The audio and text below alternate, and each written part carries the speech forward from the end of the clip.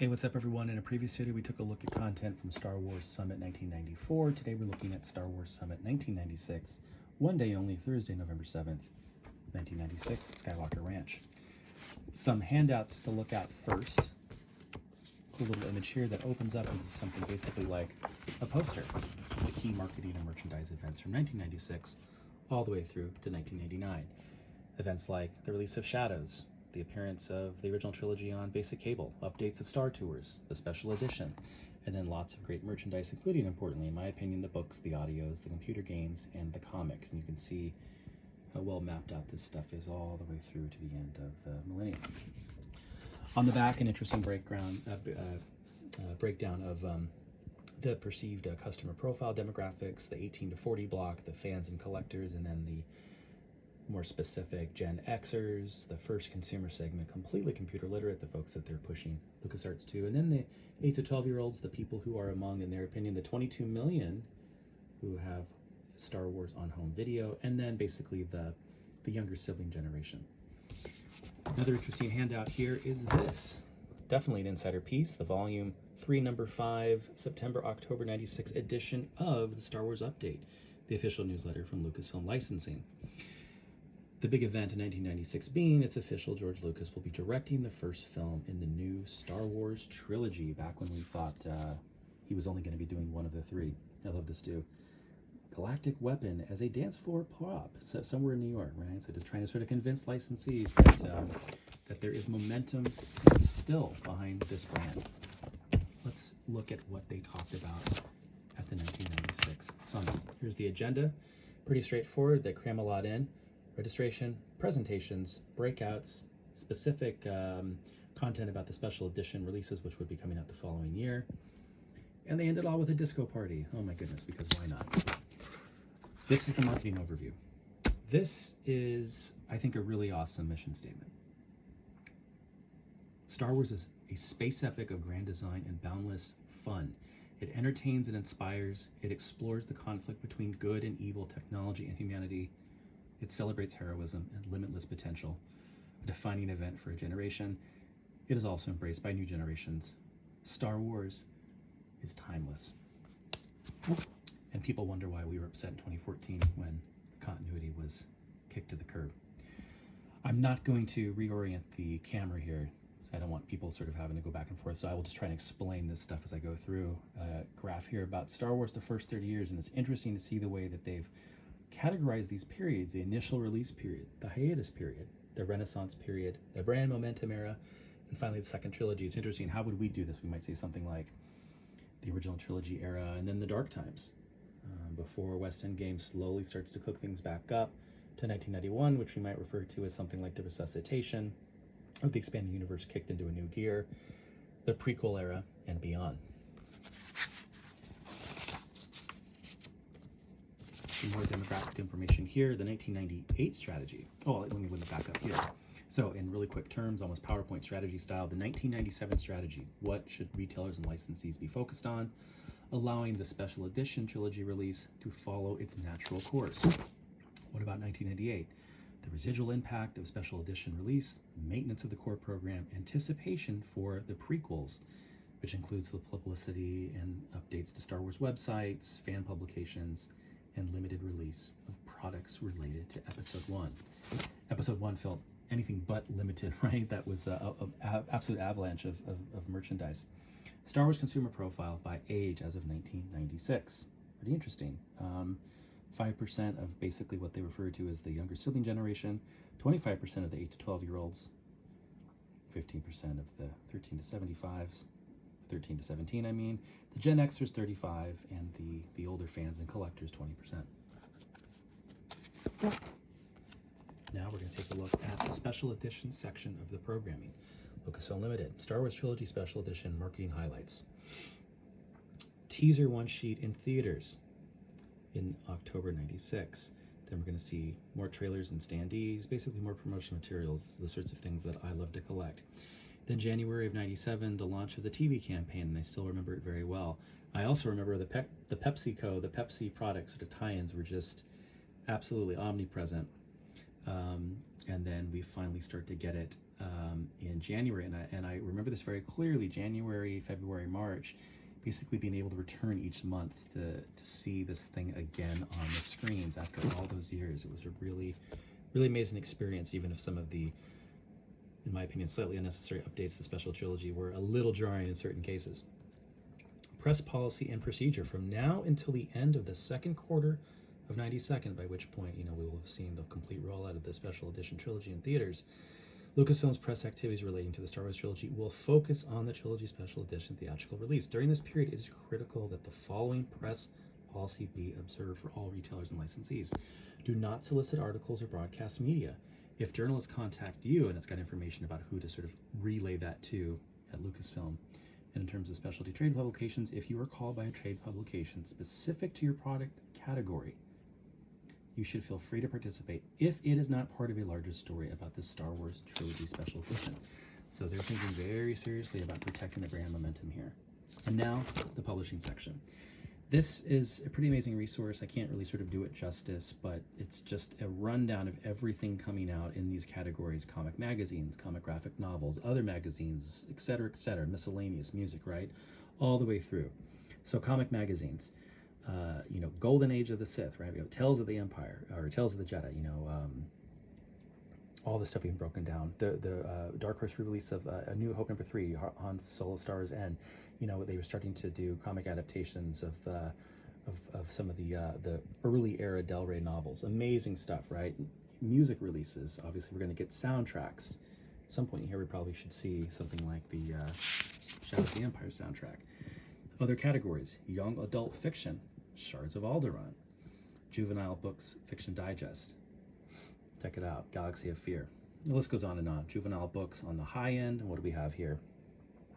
The Death Star pop-up. The mid-price. What do we have here? Star Wars Shimmer books, super pop-up. Deluxe movie scrapbook, and the $5 and under. Got a lot of the look books with tattoos, glow in the dark activity books and things like that. So it's kind of fun. Juvenile color activity books, juvenile electronic. What do we have here? Yes, the Star Wars Play a Sound. There's so much to collect when it comes to the content, even the content that relates to books and magazines. Fiction, nonfiction, audio, coffee table, strategy guides, role-playing games, right? Massive, absolutely massive. And the categories keep rolling. More comic magazines, more graphic novels, and so on and so forth.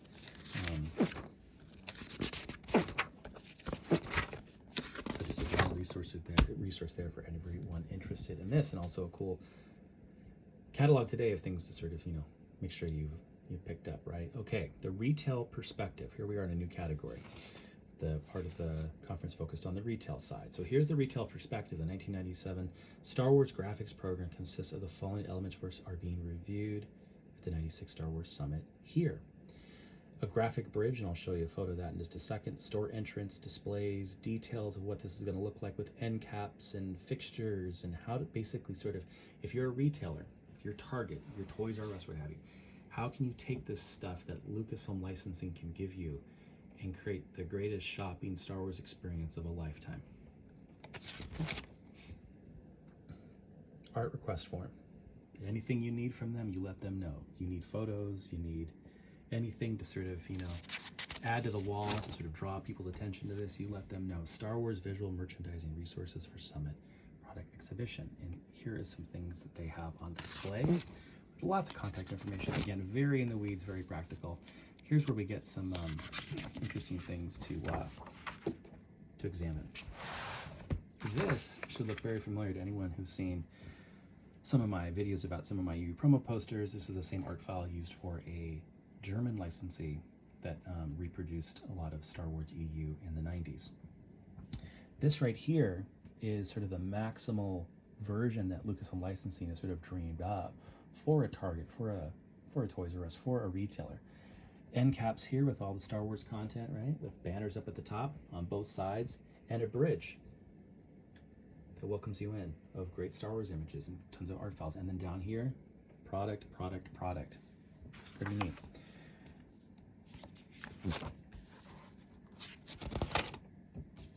Let's see now, there's one more here. Let's take a look at this. This is great too. Here's what your apparel section might look like, again, at your Target or what have you, department store. bridge of images above there, standees, little countertop displays, whatever you need. Whatever you need to create an immersive Star Wars experience. Now we're going to take a look at some resources for various agents, licensees across the globe. And this is particularly of interest to us today. I wonder how many of these addresses and numbers are still valid. We'll just kind of scoot through that. And now Star Wars licensees information. We showed something like this in the 94. We'll just sort of fly through this. Don't need to go into it line by line, but the 1997 domestic licensee list and product categories. Every possible licensee you could imagine. Some still mean something to us today, like Decipher, obviously major licensee of the card games. Ertl. I was actually just talking to someone recently about Ertl. Why does Ertl models matter? Because, well, some of them came with little mini comics, including one related to Shadows of the Empire, which if you have today, you're a billionaire because they go for $100 a pop. These little mini comics, right? They came with, so really cool stuff. Bigger ones, Hasbro, Galoob did Micro Machines, Milton Bradley obviously does board games, Parker Brothers, Pez, the list just goes on and on and on. I really don't have to go through all of them, but you get the idea at tops, of course. Applause. Which the ones stand out? Decipher, Franklin Mint. It's just crazy. It's just crazy. I'll just flip through you guys just get a sense of how much is actually here.